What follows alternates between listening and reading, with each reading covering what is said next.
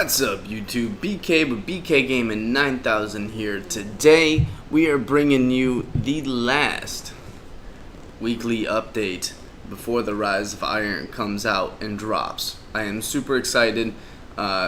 Figured we'd start the video off with the Destiny Rise of Iron kind of logo in the background inside the game to get more hyped on it. But let's go ahead and go over what's new this week. So this week we have the weekly Nightfall, which is the Dust Palace. So it is the Scion Flares. We have Epic, heavily shielded, and highly aggressive enemies appear in greater numbers. Void Burn, which is amazing because everybody's going to be using their snipers / void swords, is greatly increased, but watch out because theirs are as well. Brawler, Guardian melee damage is greatly increased. Grounded, players take more damage while airborne, so don't jump. Trickle, recharge of abilities is significantly reduced.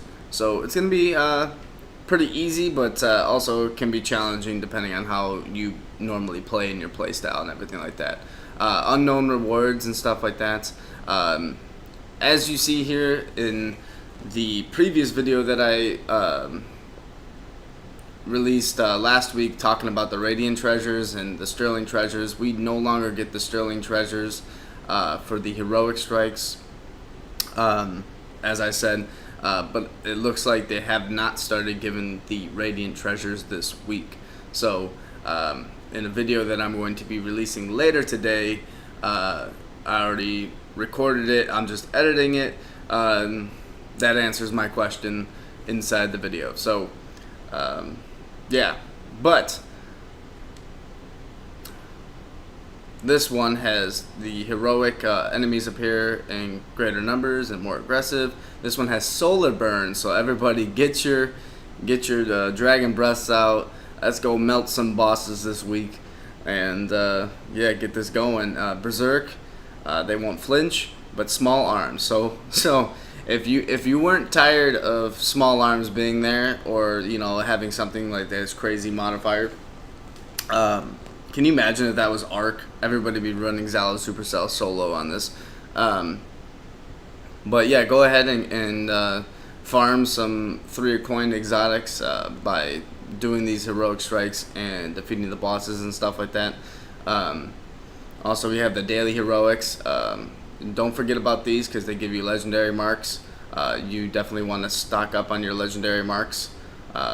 As I have 50 right now because I purchased an auto rifle in order to obtain the Fabian strategy, which I do have a video up, so if you are interested in taking a look at that video, check that out.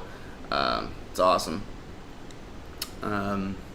So this weekly is the Rumble, and the daily today is Control. So I would be playing Control, no doubt about that.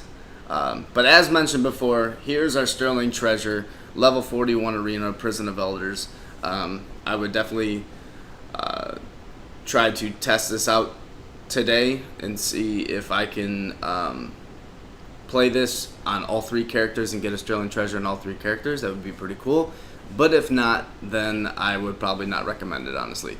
But speaking of Prison of Elders, run the 28 arena. This is where we farm our strange coins. You get a lot of them. You get like 9 after completion. I think that was the most I've ever gotten, but at least you'll get like 4 or 5. So I mean, that's a decent amount of strange coins, and you can complete that super easy. Now, speaking of the Challenge of Elders, this week is no different than the rest of the weeks. We have our 3 little things at the bottom. We first have Catapult, which grenade recharge rate is greatly increased. We have Juggler, which no ammo drops for your equipped item or weapon.